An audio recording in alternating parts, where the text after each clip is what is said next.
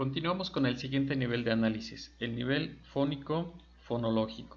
Este nivel se puede abordar desde dos puntos de vista, la métrica y la rima. Vamos con el primero.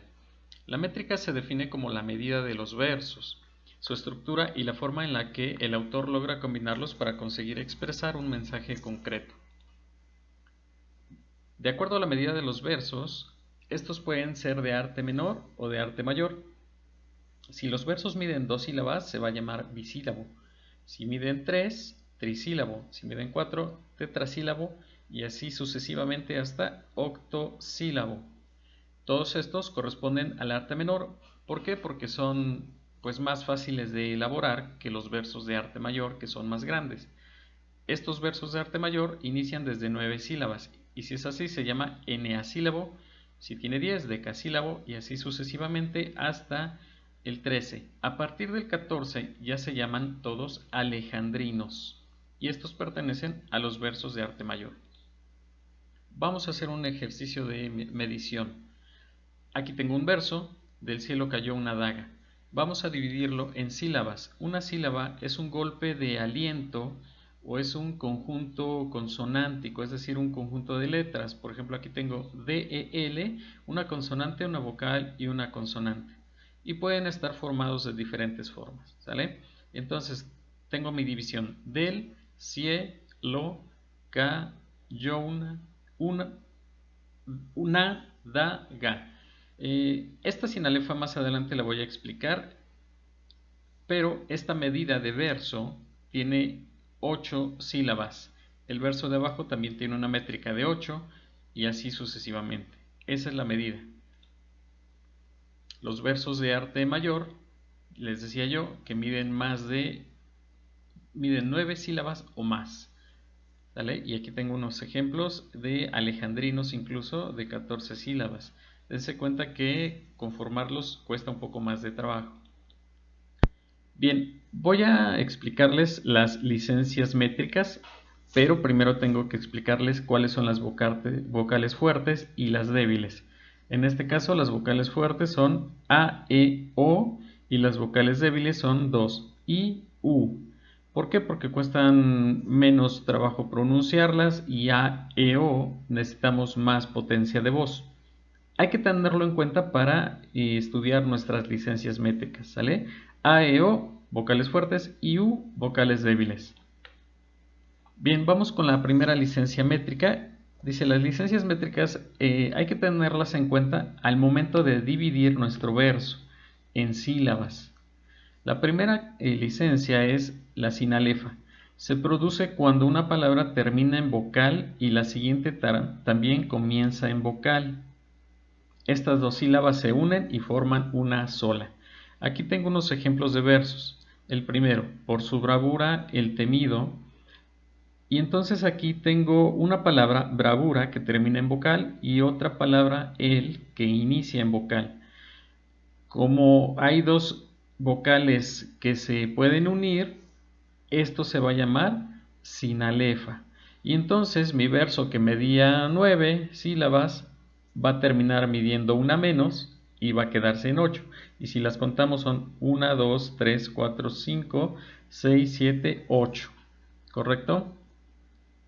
Vamos con otro ejemplo. En todo el mar. Aquí la palabra todo termina en vocal y la palabra el comienza en vocal. Por eso es que podemos aplicar una sinalefa y entonces ya eliminamos una sílaba de nuestro conteo. Y queda 1, 2, 3, 4, 5, 6, 7, 8. Y mi verso ya va midiendo 8 sílabas. Como es una licencia, el autor puede ocuparla o no. Puede dejarla sin sinalefa o no. Vamos a ver la siguiente licencia métrica, que es el hiato. En el hiato la última sílaba de una palabra que termina en vocal y la primera que comienza también por vocal no se unen, es decir, es lo contrario de la sinalefa. Lo que les decía, el autor puede o no ocuparla. Por ejemplo, camina en, pudiéramos decir aquí hay una sinalefa y entonces la uno. Pero al ser un hiato deben permanecer separadas para dotar al poema de una métrica que el autor quiere. Aquí en este verso, del uno al otro con fin. Si nosotros las medimos y aplicamos una sinalefa, tiene una métrica, 1, 2, 3, 4, 5, 6, 7.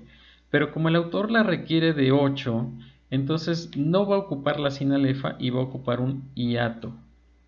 Va a dividir o no va a juntar estas dos sílabas y van a quedar separadas. Y entonces ya miden 8, que es lo que el autor quería. Entonces una licencia métrica la puede ocupar o no el autor. Ahora, ¿por qué es un hiato? Porque hay dos vocales fuertes juntas y las vocales fuertes juntas pueden separarse. En este caso O es fuerte y A es vocal fuerte, por lo tanto pueden estar en dos sílabas separadas. Aquí vamos a explicar estos dos casos.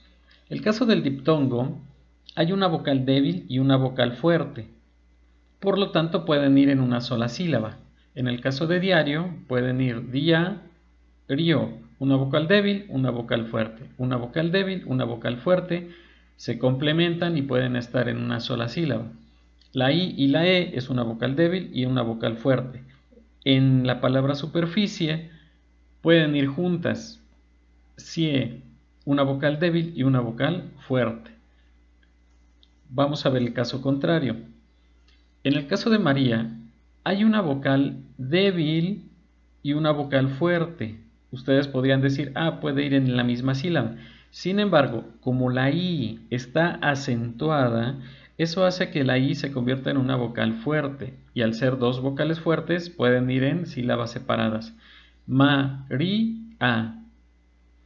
En el caso de caía, el mismo caso, la I se acentúa y entonces se rompe el diptongo, se forma un hiato y entonces queda K-I-A. En el caso de maíz hay una vocal fuerte y una vocal débil, pero esta vocal débil está acentuada. Y entonces como está acentuada, rompemos el diptongo y quedan en dos sílabas separadas. Maíz. Bien, vamos a ver la otra forma de abordar este análisis, la rima. La rima es un recurso de la poesía puramente estilístico, es decir, depende del estilo de cada autor y es para que se vea estético. Consiste en la repetición de un sonido concreto en dos o más versos del poema, siempre a partir de la última sílaba tónica. La sílaba tónica, recordemos, es donde suena más fuerte o donde lleva el acento, la palabra. Y entonces aquí tengo en la parte derecha un ejemplo.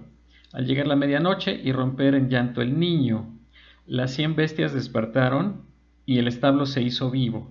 Si se dan cuenta, la palabra niño y la palabra vivo riman las vocales, i con i o con o. A eso se le llama rima asonante, en el caso en el que las vocales sí riman. Las consonantes no, la n con la v ni la ñ con la v. Entonces, recordemos, las vocales son a, e, i, o, u. Las consonantes son todas las demás. En este caso, las que riman son las vocales. En el caso de despertaron y acercando, dense cuenta también que las que riman son las vocales a con a y o con o. A eso se le llama rima asonante, porque existe la rima consonante, que es donde todas las letras riman. En este caso, camino y destino, la I con la I, la N con la N y la O con la O. Totalmente riman, por eso se le llama consonante. En este otro ejemplo, que si extraje las mieles o la hiel de las cosas, fue porque en ella puse hiel o mieles sabrosas. Entonces rima tanto las vocales como las consonantes, por eso se le llama rima consonante. Bien, para la siguiente semana vamos a estudiar el siguiente nivel, que es el léxico semántico y retórico.